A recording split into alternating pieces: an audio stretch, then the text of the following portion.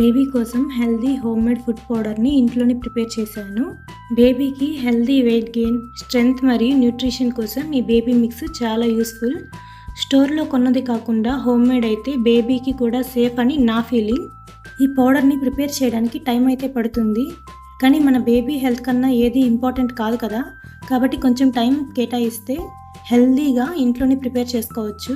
Hello అండి, అందరు ఎలా ఉన్నారు? ఈరోజు బేబీస్ కోసం హోమ్మేడ్ న్యూట్రిషియస్ హెల్త్ మిక్స్ పౌడర్ని ఎలా తయారు చేశానో స్టెప్ బై స్టెప్ ప్రాసెస్ చూపిస్తాను. అంతకంటే ముందు మీరు నా ఛానల్ని కనుక ఫస్ట్ టైం చూస్తున్నా, నా వీడియోస్ మీకు నచ్చినా నా వీడియోస్కి లైక్ చేయండి, నా ఛానల్ని సబ్స్క్రైబ్ చేసి పక్కనే ఉన్న బెల్ ఐకాన్ని ప్రెస్ చేయడం మాత్రం మర్చిపోకండి.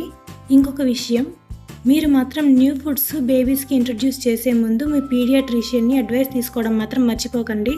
ఇంకా ఆలస్యం చేయకుండా వీడియోలోకి వెళ్ళిపోదాం. ఈ బేబీ ఫుడ్ని ప్రిపేర్ చేయడం కోసం ముందుగా ఎర్లీ మార్నింగ్ మనం కొన్ని నానబెట్టుకోవాలి. అవి ఏంటో చూద్దాం. ఒక బౌల్లోకి 1 కప్ పెసలు తీసుకోవాలి. అలానే 3/4 కప్ రాగులు, 1/2 కప్ సజ్జలు, 1/2 కప్ గోధుమలు, 1/2 కప్ జొన్నలు తీసుకోవాలి. వీటిని ఒకసారి బాగా మిక్స్ చేసి నానబెట్టడానికి సరిపడా వాటర్ని పోసి ఈవినింగ్ వరకు నానబెట్టుకోవాలి.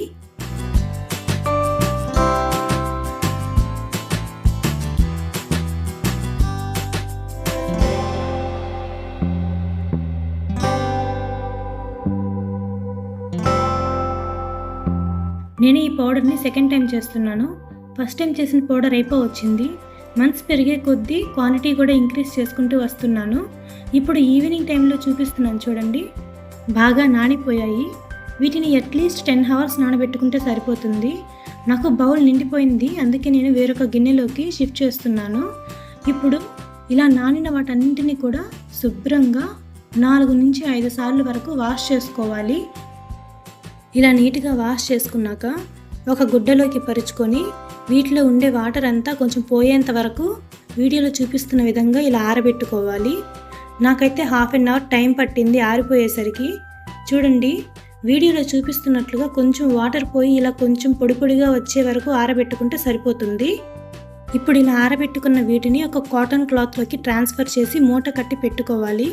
మొలకెత్తించడం కోసం నేను ఫిల్టర్ క్లాత్ తీసుకొని ఇలా మూట కడుతున్నాను.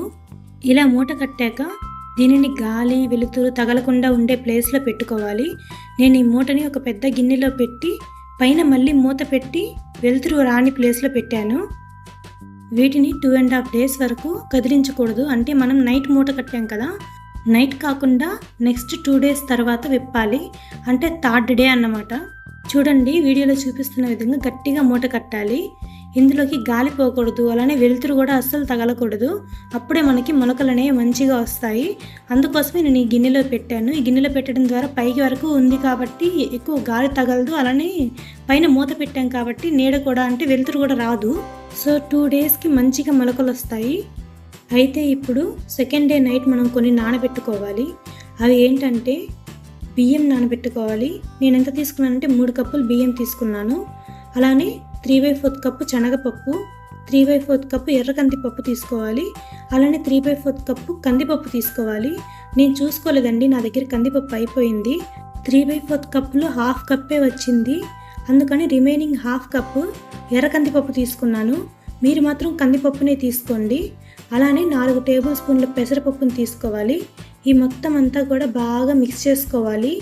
చేసిన తర్వాత ఇందులో నానబెట్టుకోవడానికి సరిపడినంత వరకు వాటర్ని పోసి నానబెట్టుకోవాలి. నేను తీసుకున్న ఈ క్వాంటిటీకి ఈ గిన్నె నిండిపోయింది కదా, అందుకోసం నేను ఇంకొక గిన్నెలోకి స్ప్లిట్ చేసి 2 గిన్నెల్లోనూ వాటర్ పోసి నానబెట్టుకుంటున్నాను. మీరు మీ పిల్లలకి ఇలా ఇంట్లోనే ఫుడ్ ప్రిపేర్ చేసి పెడతారా, లేదా స్టోర్లో కొన్నవి పెడతారా? కమెంట్ చేయండి.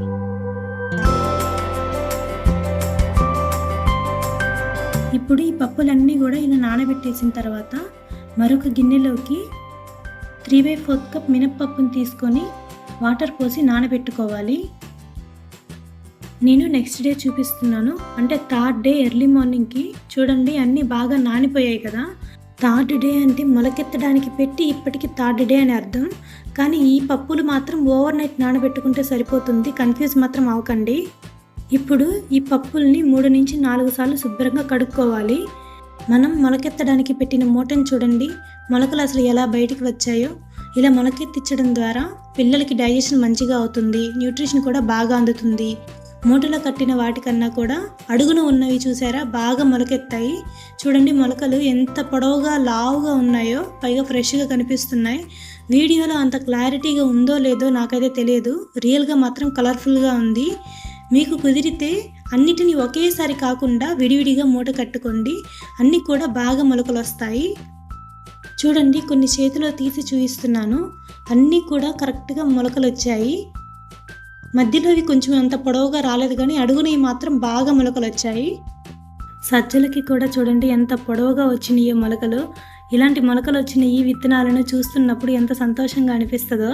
మీకు ఎలా అనిపిస్తుంది ఇలాంటి మొలకల్ని చూసినప్పుడు? కమెంట్లో చెప్పండి.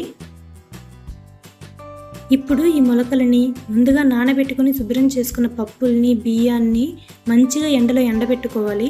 ఇది ఎండాకాలమే కాబట్టి బాగా ఎండిపోతాయి.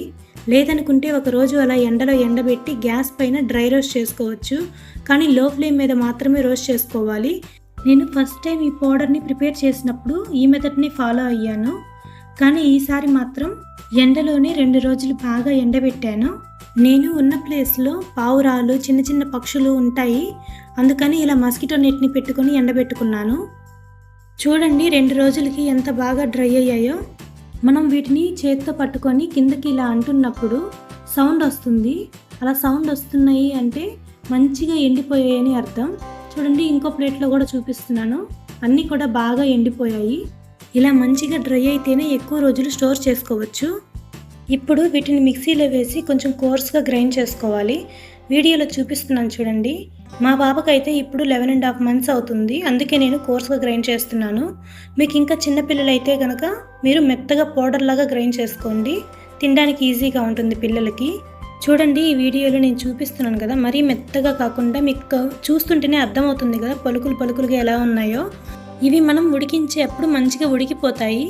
సో ఇలా గ్రైండ్ చేసుకున్నా కూడా ఇబ్బంది ఏమి ఉండదు. ఇప్పుడు స్టవ్ ఆన్ చేసి ప్యాన్ పెట్టి ప్యాన్ హీట్ అవ్వనివ్వాలి.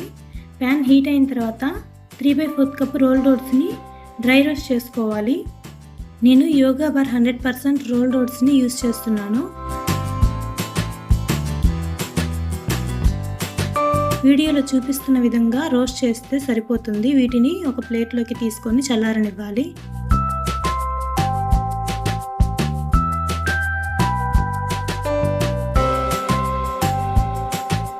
సేమ్ ప్యాన్లోకి 20 బాదం పప్పులు, 20 జీడిపప్పులు ఇలా హాఫ్కి సపరేట్ చేసినవి తీసుకోండి. నేను 20 తీసుకున్నాను ఇట్లాంటివి. ఒక 10 వాల్నట్స్, ఫుల్ అయితే 5 తీసుకోవాలి, సపరేట్ అయితే 10 తీసుకుంటే సరిపోతుంది. ఇప్పుడు వీటిని మంచి అరోమా వచ్చేంత వరకు రోస్ట్ చేసుకోవాలి. ఇలా మంచిగా రోస్ట్ అయిన తర్వాత ఇందులోకి 1.5 టేబుల్ స్పూన్ జీలకర్రని వేసుకోవాలి. ఇవి వేసుకున్న తర్వాత 2 seconds అలా కలిపి స్టవ్ ఆఫ్ చేసేయాలి. ఆ తర్వాత 1.5 టేబుల్ స్పూన్ వామ్ తీసుకోవాలి. ప్యాన్ హీట్గా ఉంటుంది కాబట్టి అలా కలుపుతూ ఉండండి, లేదంటే మాడిపోతాయి. ఇప్పుడు ఇందులోకి ఒక హాఫ్ జాజికాయ తీసుకోవాలి. ఇలా ఫ్రై చేశాక వీటిని మంచిగా చల్లారనివ్వాలి. ఇవి చల్లారిన తర్వాత గ్రైండ్ చేసి ముందుగా మనం పౌడర్గా ప్రిపేర్ చేసి పెట్టుకున్న దాంట్లోకి వేసి మొత్తం పిండి అంతా బాగా కలిసేలాగా ఒకసారి మిక్స్ చేసుకోవాలి. మనము sprouts, dry nuts, dal, rice ఇవన్నీ కూడా సపరేట్గా వేసుకున్నాం కదా. సో ఇవన్నీ కూడా పిండి అంతా బాగా కలిసేలాగా మొత్తం అంతా కలుపుకోవాలి. ఇలా ఈ పౌడర్ అంతా కూడా మిక్స్ చేసుకున్నాక గ్లాస్ జార్లోకి కానీ స్టీల్ కంటైనర్లోకి కానీ స్టోర్ చేసి పెట్టుకోవాలి. ఎయిర్ టైట్ కంటైనర్లో స్టోర్ చేసుకొని పెట్టుకుంటే బెటర్. నేను మనం ప్రిపేర్ చేసి పెట్టుకున్న బేబీ ఫుడ్ని ఈ గ్లాస్ జార్లో స్టోర్ చేసి పెడుతున్నాను. నాకైతే 2 లీటర్స్ గ్లాస్ కంటైనర్ ఫుల్ అయ్యి ఇంకా కొంచెం అంటే మేబీ ఒక 1/2 kg వరకు మిగిలింది. ఈ పౌడర్ని యూజ్ చేసేంత వరకు కొంచెం బయట పెట్టుకొని మిగిలింది ఫ్రిడ్జ్లో స్టోర్ చేసుకోవచ్చు. నాకు తెలిసినంత వరకు అయితే ఇది 1 year వరకు పాడవకుండా ఉంటుంది.